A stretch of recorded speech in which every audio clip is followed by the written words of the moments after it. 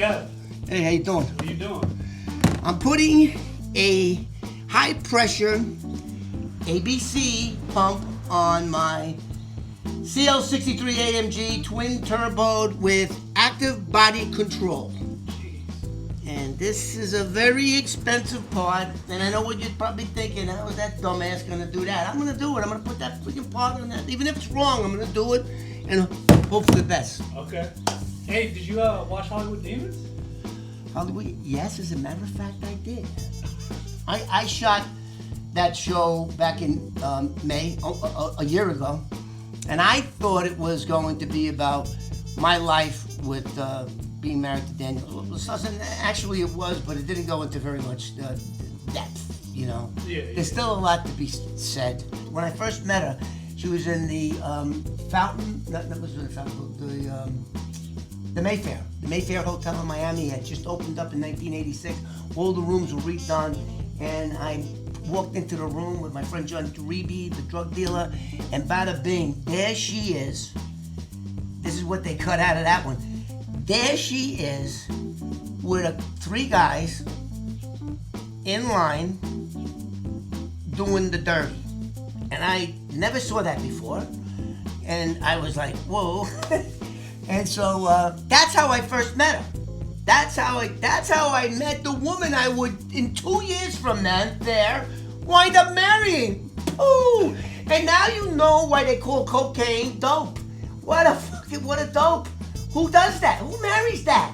And not only did I marry her, I forgot to get divorced to the first one. So I had two wives at the same time for like 6 months. You know what the hardest part about that was?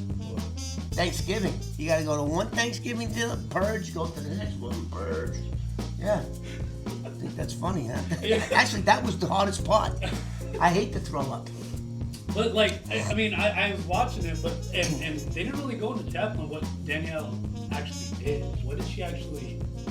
How is she involved in that case? Like, 'cause okay, this is really pissed me off when they got the United States, the assistant U.S. attorney that prosecuted her. What bullshit she was. She's only on there for a short amount of time, and the question posed to Teresa was, why didn't she go to jail? So Danielle Staub was arrested with three other co-defendants. The four of them got locked up. And the question was to Teresa, how come Danielle Staub didn't go to jail? Right here. That's why she didn't go to jail. Right here. And let me tell you all the stupid shit she did. So I'm glad you got me started now. But after all, Danielle Staub is my cash cow. And if it wasn't for her, that wouldn't have been made by Simon & Schuster. And maybe this movie deal that I have wouldn't have happened. Ching ching. Thank you very much, Danielle Staub. Teresa tells the Hollywood Demons interviewer why she didn't receive a custodial sentence. Prison. Why? Her answer was, she was the least culpable. Not that she wasn't culpable, because she absolutely was, but she was the least culpable. well, because Beverly was least culpable than any of the other three defendants. Least culpable.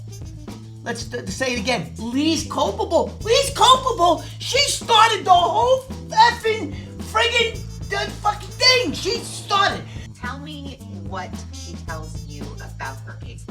You mean what lie she told me?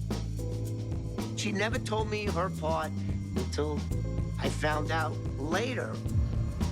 In 1986, she was involved with a drug dealer. He kidnapped a kid from Buffalo who wanted to get into the drug trade and had stole $25,000 worth of cocaine, beat him, held him hostage.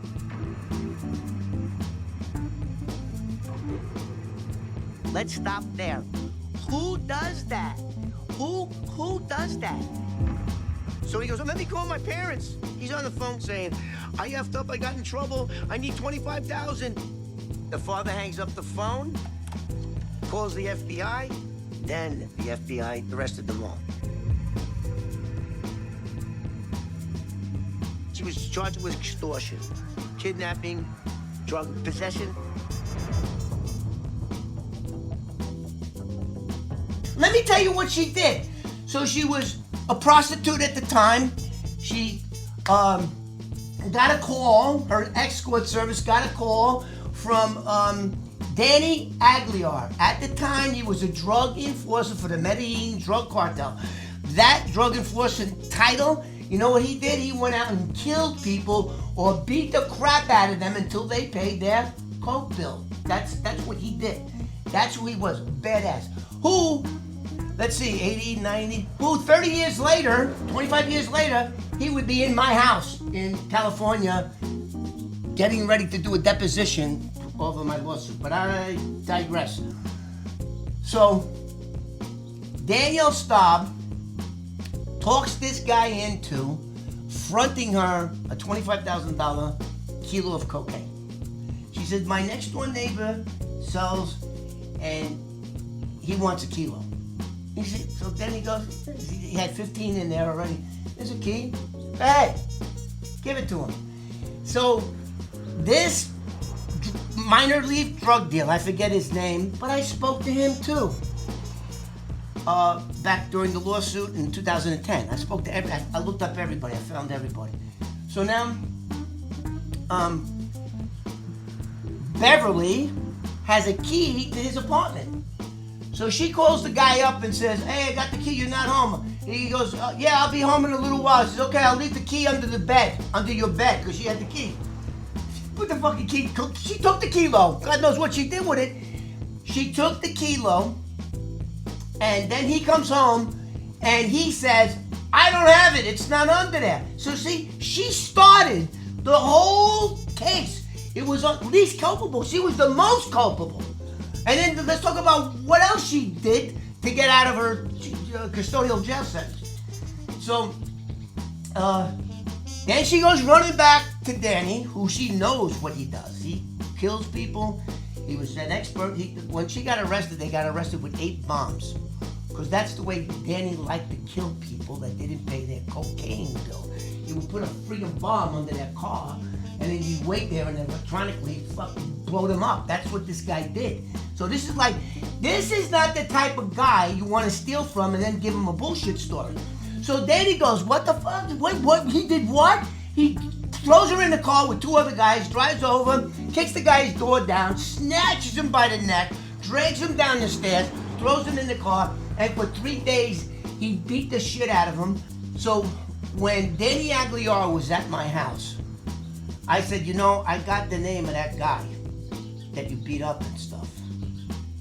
I got his name. Let me call him. So I called him. I said, listen, guess who I got over here?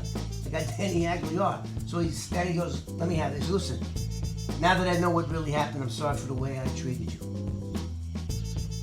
That guy, whose name, as I said before, escaped me, goes, don't worry about it. What you did to me paled in comparison to what she did to me. She took a 9mm Beretta, rammed it down his throat, broke his teeth. While he was on the phone with his parents, telling them, I need $25,000 or they're gonna murder me. Send it through Western Union, and that's how they got caught. But, so, when that Teresa idiot had the balls to say she was least culpable, she started the whole thing. The whole story revolved about her ripping that drug dealer off. So, least capable, Teresa. Wait a minute. Teresa, is that her name? What's her last name? Van Vliet. Van Vliet, you're full of shit. You're full of shit. And then you didn't mention me, my input. There's 2 reasons why she didn't give jail time. One of the reasons is clear through all her paperwork. There was a website, I still think it's up, called The Smoking Gun.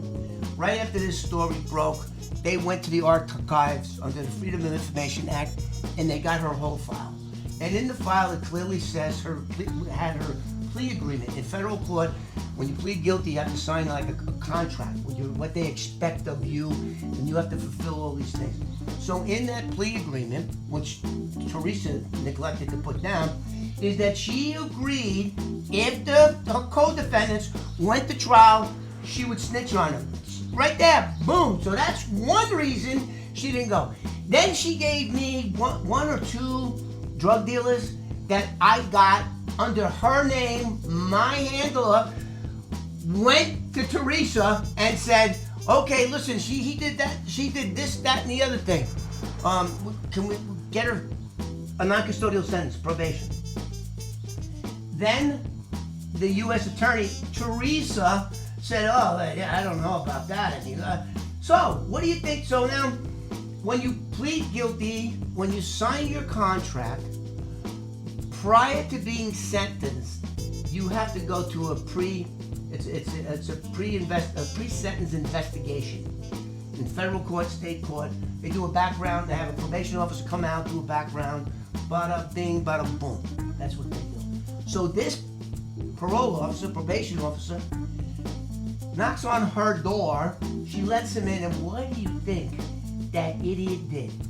What do you think she did? Now this guy she's looking for a favorable probation report. So what do you think this idiot does? She comes on to him and tries to screw him in her house in exchange for a favorable probation investigation report. That's what she did. But that guy was legit. He went and he wrote that shit up. And in his report, he recommended a custodial sentence. He recommended 5 years, half custodial, half fucking non-custodial. So in other words, she would have had to do 2.5 years, came out and do that. So she forgot to mention that too. So even though that happened, Teresa went along with it, and Beverly Ann Merrill got her probation. Then I had my friend go do one step further. We got her out of Miami, took her to New York and Brooklyn, and set her up in Brooklyn. That's what we did. You know, this is how it works. The judge got the probation report. Now it's sentencing day. You're standing in front of the judge. I'm the judge.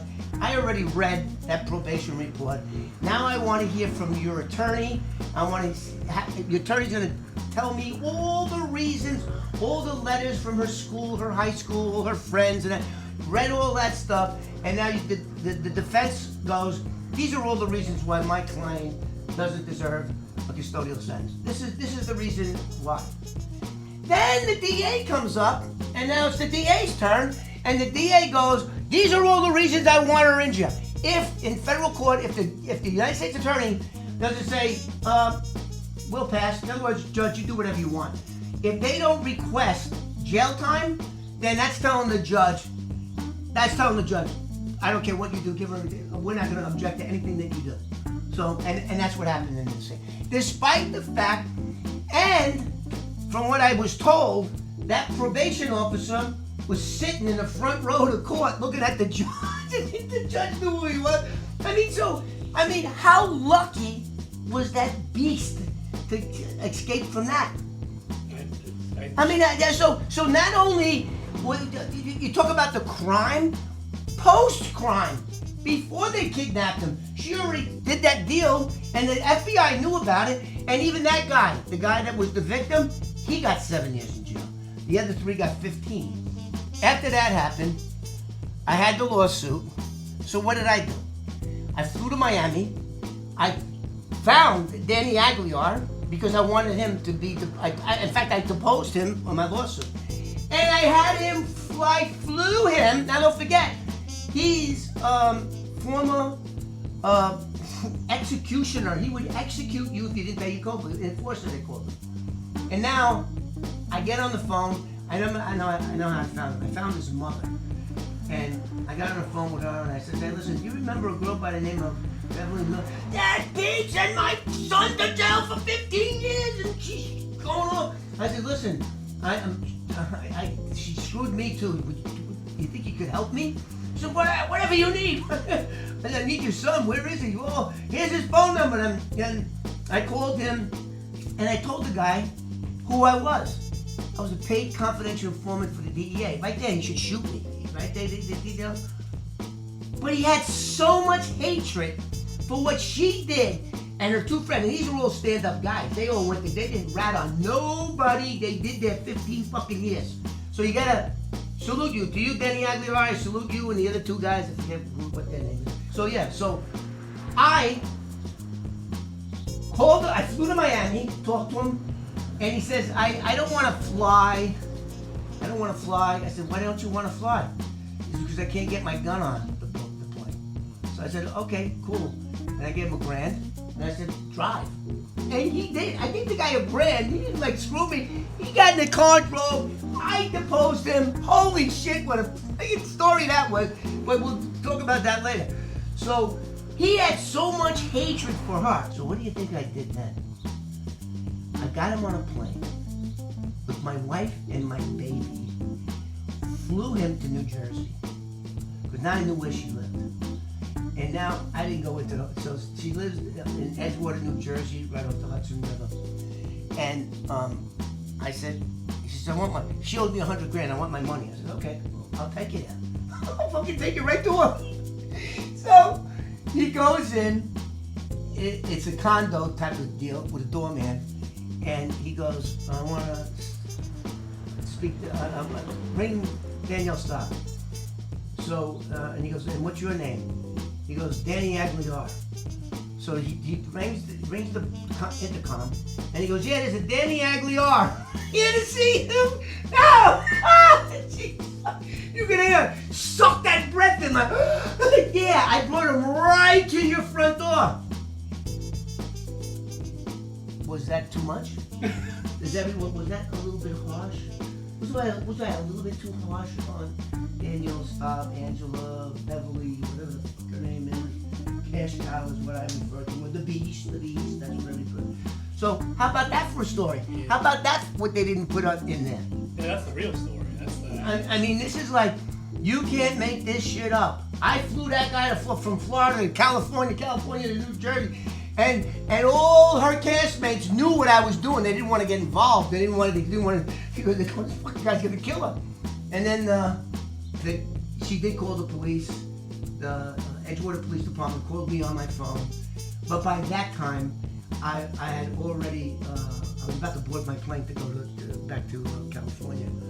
But they were, hey, we want to talk to you. I said, okay, well, come up to my house. Come to my address. Come to my house. What do you think? I'm not going away. Come to my house. She said, okay, what's your address? And I gave him a California address. How could you be? Oh, no, I was already there. I already flew. I said, hey, it takes 6 hours to get there.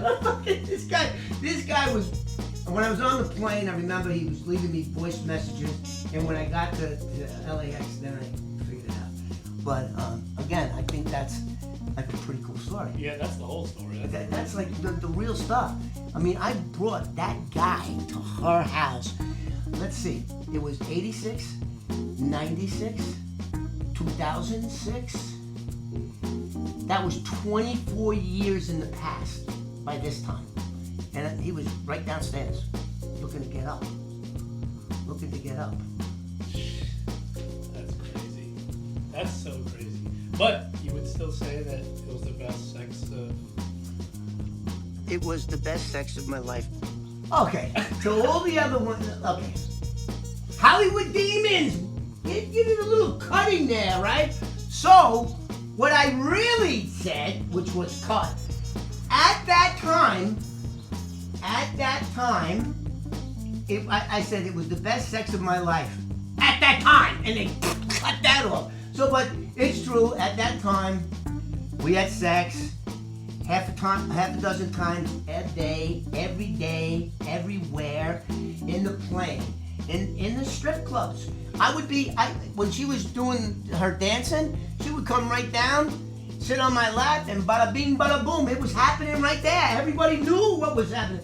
And then my favorite thing was, this was my favorite thing to do, because she was like the top of the food chain when it came to strippers, okay? She knew how to move herself. She had a beautiful body. Don't forget, she's 25 years old now, not 62. 25, not 62. Okay? So I used to pull up with my Porsche, my brand new Porsche, my 28 S4. I used to pull up to the bar, get out during the last set, and I would tip her $1. Boom. $1. Meanwhile, these guys are giving. One time she came out of a strip club on her birthday, and she made $6,000. They were throwing money. So I come up, I come up, give her $1. She comes back down. after her set, and I take her by the hand. Come on, walk with me to the men's room. Walk with me, come on, no. She's resisting a little. Everybody's going like, what the fuck? Who is this guy? Come on. And then I take my right hand, let go of my right hand to grab her by the left, and like push her into the men's room, and then just wink to everybody, and they were like, then come out and leave and get in my Porsche. And if that ain't the epitome of a cool SEX section, I don't know what is. I mean, yeah, that makes sense. I mean, so there was a lot of good times that we had. I mean, like I said, it was all around the sex, the cocaine, fast cars. That's what I was all about, and that's what this upcoming movie by a major studio. I don't want to. You know what the name of the studio is. I don't want to give it away right now. And they're going to be doing a television series as well. Showrunner, everything is going my way right now. So as far as her culpability, Teresa, that was like lying. Sometimes when you don't tell the story, that's as good as a lie. She did not get a non-custodial sentence because she was least culpable. She was more culpable than anything. She started the crime. The crime was the stolen $25,000 kilo of cocaine and pinning it on an innocent guy that didn't know what the fuck. And he was tortured. This is what I forgot to tell you. 3 days they had him. They didn't feed him. They were ordering Kentucky Fried Chicken, and they were throwing the bones at the guy. This is coming. That guy told me directly over the phone, and Danny as well. He was eating the chicken bones, and they give him a scoop of cocaine to fuck. He was eating the cocaine so it would suppress his appetite. That's the shit Al-Qaeda does. Fuck, she's a demon. She is a demon. What better show? Hey, if you got a show called Hollywood Demons, put that bitch up #1. Instead of the 4th episode, they should have put her right up #1. Danielle Staub is a demon with a capital D. Bada bing, bada boom, Danielle Staub. But anyway, there's a part of you that I love so much. Because if you just pan out to that car over there, that one, it was $170,000 when it was new. And I bought that car cash right after, let me see, when did I buy that car cash? Oh, I remember, it was right around the time that the lawsuit settled. Hey, thanks, like and subscribe, and all you people out there to all you people that have been sticking with my channel here, don't forget, you can't get this content nowhere else. There's nobody on YouTube, nobody on TikTok, nobody on any other thing. That a company, a major motion picture company, that is spending $30 million to make a theatrical feature film about them, but they are me. How come I got 100 people that are viewing it? What's going on? Like, subscribe, and I'll see you all on the next one. Hey guys, remember, hear my story now before it becomes everybody's story.